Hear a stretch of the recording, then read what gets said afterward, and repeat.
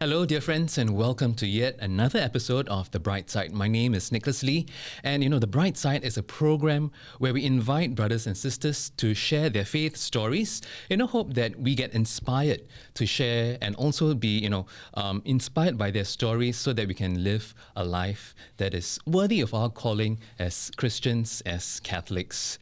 Once in a while, we will also bring in people who are experts or experts in certain topics and subjects. And today we have with us in our studio Andrew Soong, who is a trainer and a speaker, certified speaker, coach, and currently the executive director of the John Maxwell team. Now, Andrew is also a father of two sons, and he brings along with him more than 30 years of parenting experience. So he considers himself a bridge builder of parent and child relationships, and he has also helped to bridge the communication and relationship gaps between parents and their children. So welcome, Andrew, to our program. Thanks, Nick. Thanks for having me. Andrew is not a stranger to Catholic SG Radio because at the same time he's also our volunteer and he helps with the Words of Wisdom recordings that he does. So, For us today, we're going to speak about teenagers and how we can communicate with our teenagers. Our children were once adorable, but once they enter their teenage years, we find ourselves having great difficulty communicating with them.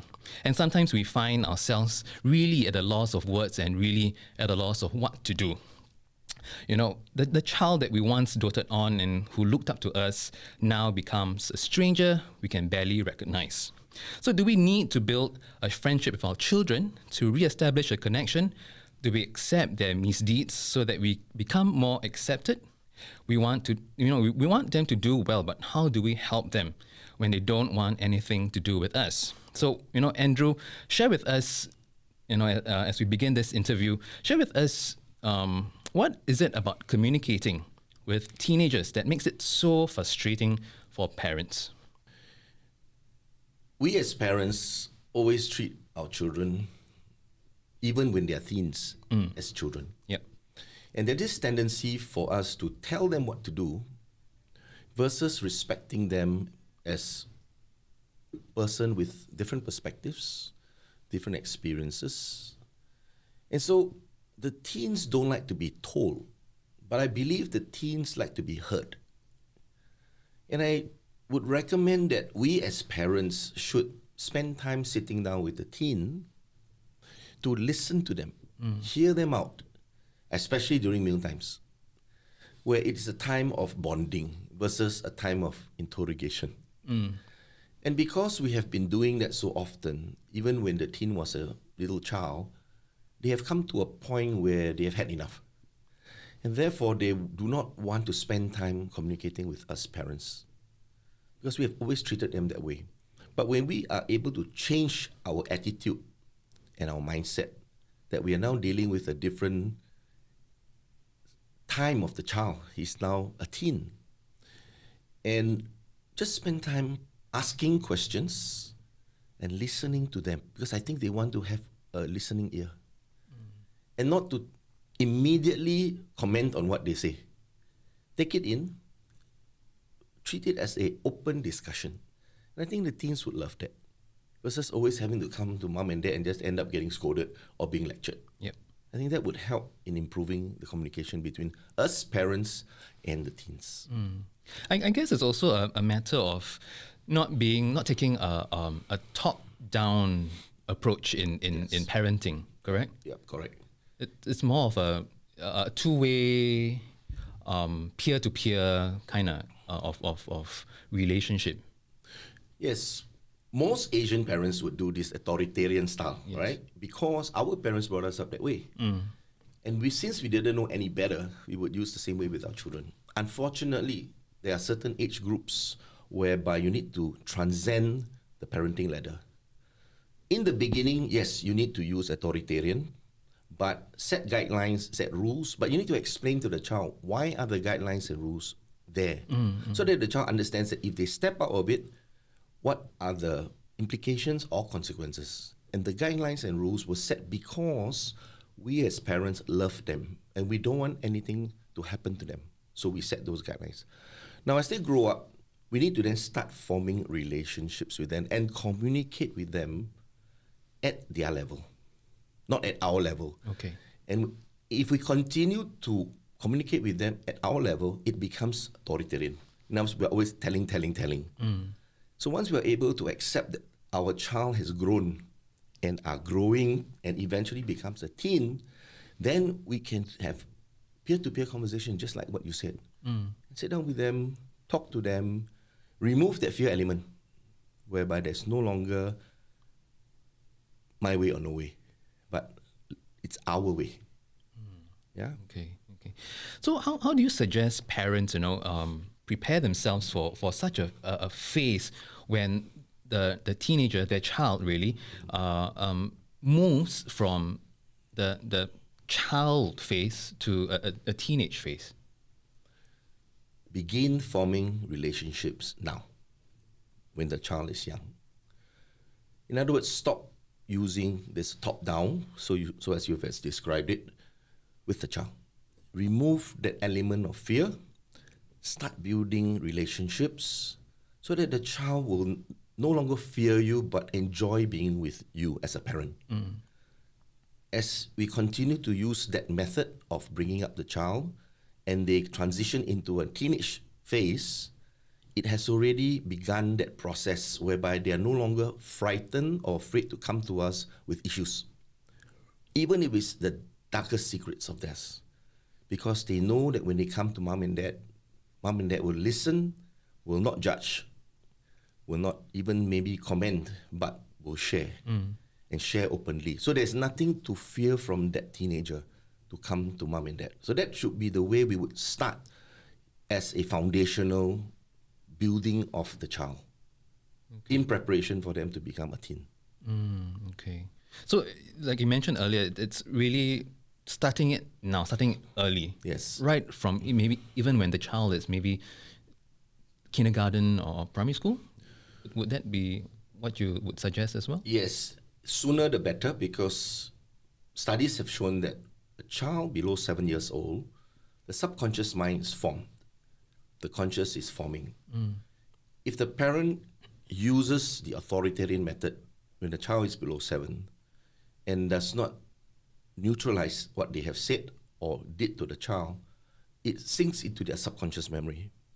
And what happens is this: if it's not neutralized, every time a similar incident happens, it triggers, or the child eventually believes what the parents say about them, if it's negative. So some parents may say, "Why are you so stupid? Why can't you just get it?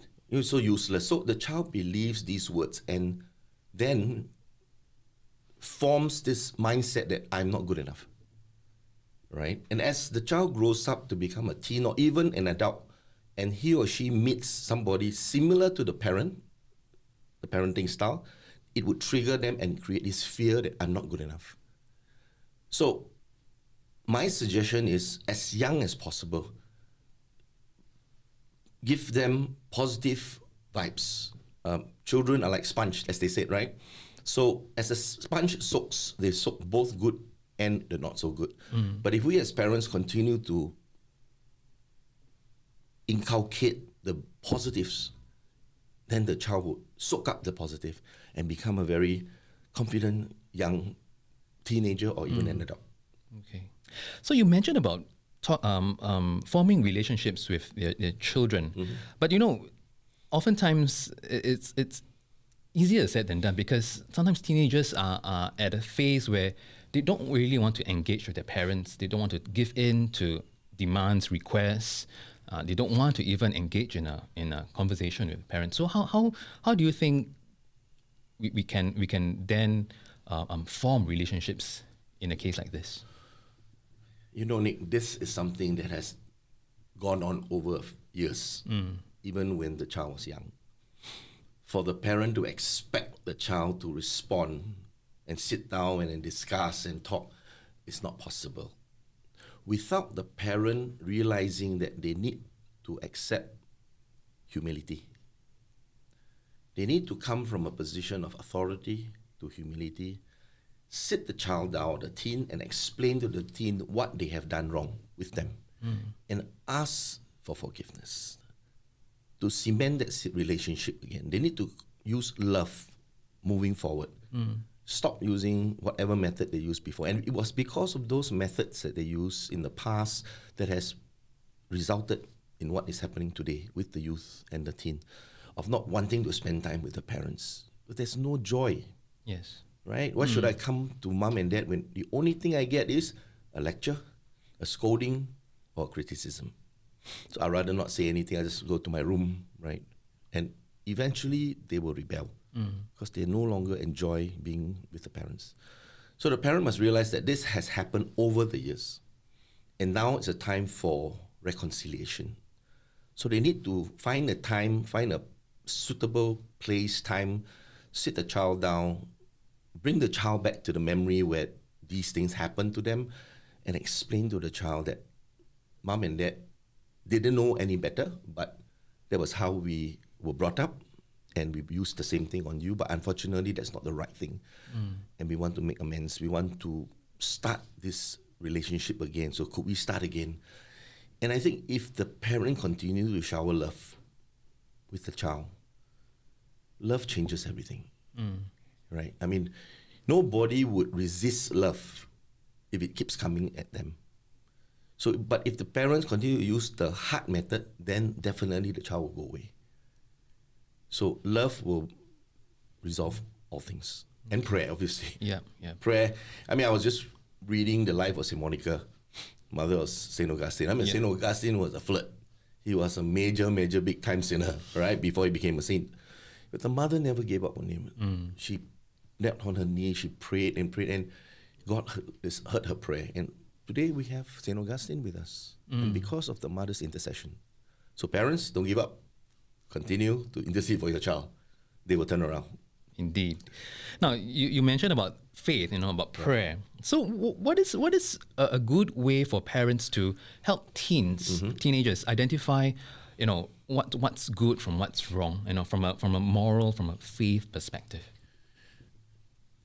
You see, parents, we are co-leaders of our family. We need to lead our family in the way that what we say is what we do. So we in turn have to walk the talk first. We cannot expect the child to do so if they look at us saying something but doing something else. Then in their minds they'll be wondering, so where's the motivation for doing it? But if we really want to inculcate those good values, then we need to show our children and our teens that we mean exactly what we say, and lead them in the right way, inculcate good values in them. Don't tell them what's right or wrong. Ask them what they think is right or wrong. Telling someone something creates resentment. Asking creates thinking, understanding, and learning by themselves. And it's non-threatening when you ask somebody something versus telling somebody something. So when you tell someone, especially the teenagers, by just saying, making a remark, they take it as criticism. And immediately all the defenses come up. But if you sit them down and you ask them, so what do you think of this issue? What are your thoughts? Share with us. And let them speak to you. Whether it's right or wrong, it's okay. You don't have to make a judgment call. If you feel that it's really divergent, then you can use other questions to bring the teenage back to thinking for him or herself, what are the implications? So using what-if questions are very powerful. So, okay, sure, I hear you, what you're sharing with me, but what if this thing? What would you say? What would you think? What is your perspective? So we can use that to slowly guide them back towards the direction we feel that they should be thinking about. So always ask instead of tell.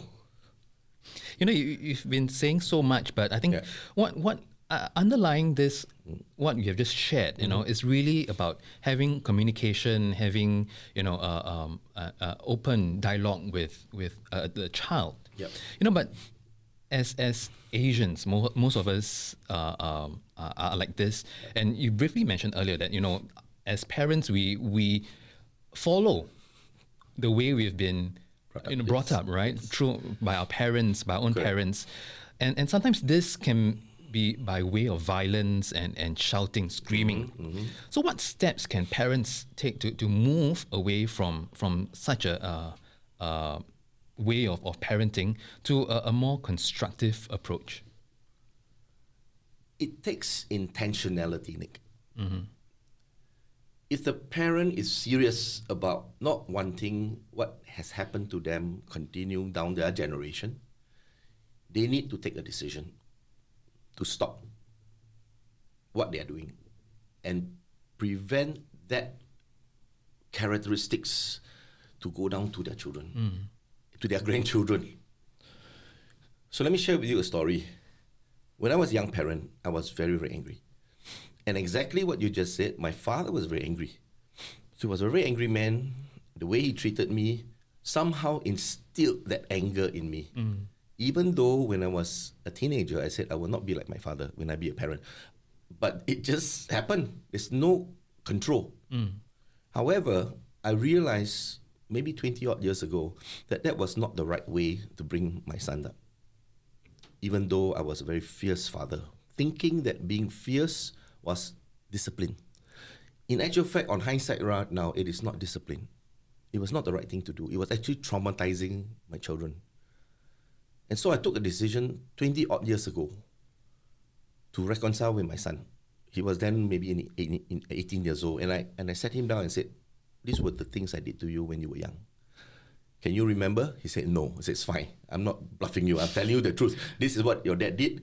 However, this is the things that I shouldn't have done to you. And I want to tell you I'm sorry.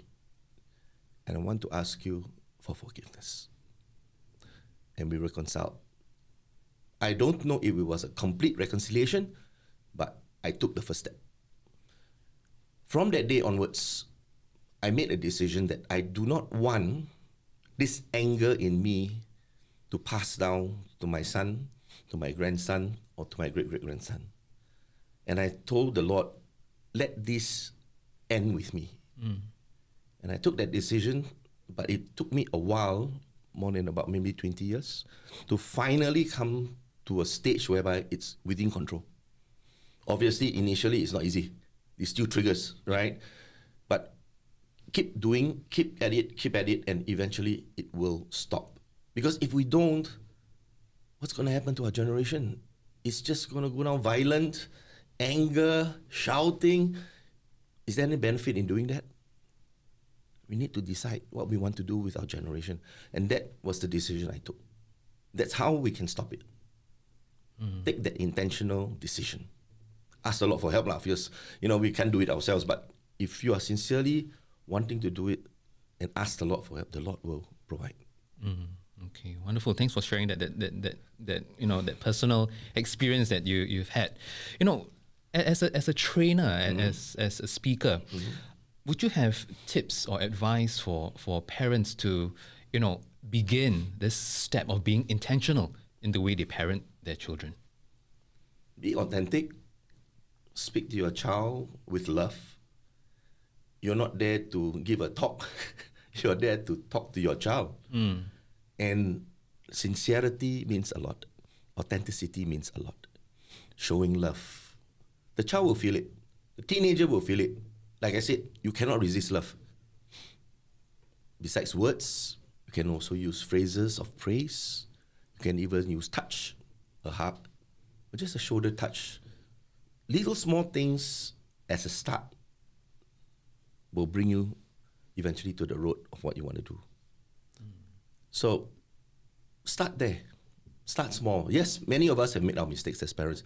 We find it difficult to turn around because out of pride, maybe out of our ego, our pride. No, I can't do that because I'm father. But I say to the parents, let go of your ego. If you want to have a happy family, build that relationship so that eventually what will happen is that the children will respect you as parents. The children will return to you when they have their own families. And overall, your whole family, there will be rejoicing in the family. That is very, very important. Where there is rejoicing, things positive will flow for the next generation. So build relationships and create positivity in your family. Wonderful. So Nick, besides the walk, I'm also giving talks to parishes on title 5 Tips for Your Child to Be Successful. And I would encourage parents, whenever there's a talk organized in the parish, to come and attend. And I will share with you more. Share with you the 5R secret and the 6R secret. 5R secrets and Yes. 6R secrets. Yeah, so we don't want to reveal too much right now. So we keep them in suspense. Okay. Want to know? Sign up and come for the talk. Sure. Thank you so much. You're most welcome.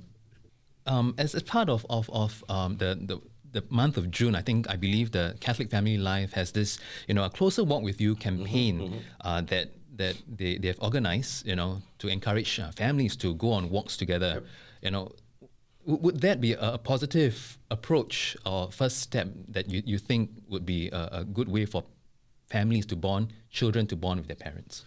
Obviously, anything that we can find a way where parents and children do together would help. This is obviously one simple thing, just walking together. I think many times parents don't have time even for their children to walk together, right? They walk the dog more than they walk the children. But this is a very good initiative that go to a park, go to somewhere, just even downstairs near the playground, just walk around the playground is already an effort that is much better than staying at home, watch TV, watching Netflix. So it is a very good initiative that I believe parents should take advantage of. Even for 10 minutes, 15 minutes, 30 minutes, it's walking, but also find an opportunity to converse, to have a conversation with your child as you are walking. Ask them questions. Talk about things that are outside of work, outside of school. Just talk about things and have fun and enjoy yourself in the walk. Right? Yeah, I think that's great. I wonder who came up with this initiative. Was it Catholic Family Life? I'm sure it is because they're the ones who organize it, right? Oh, that's right. Wonderful. So, thank you, Andrew, for coming onto our program to share You're most welcome. all these. I think it's very helpful for our listeners. And I mean, for me as a parent as well, what you've just shared, about building relationships right now, I think it's really a good thing for parents to start immediately, because when you start now, you have a longer runway to build a relationship. Yes, so, yes. Yeah, thank you so much for sharing that. And thank you so much for coming onto our program, Andrew. You're most welcome, Nick. Thanks for having me. All right, and with that, we've come to the end of yet another episode of The Bright Side.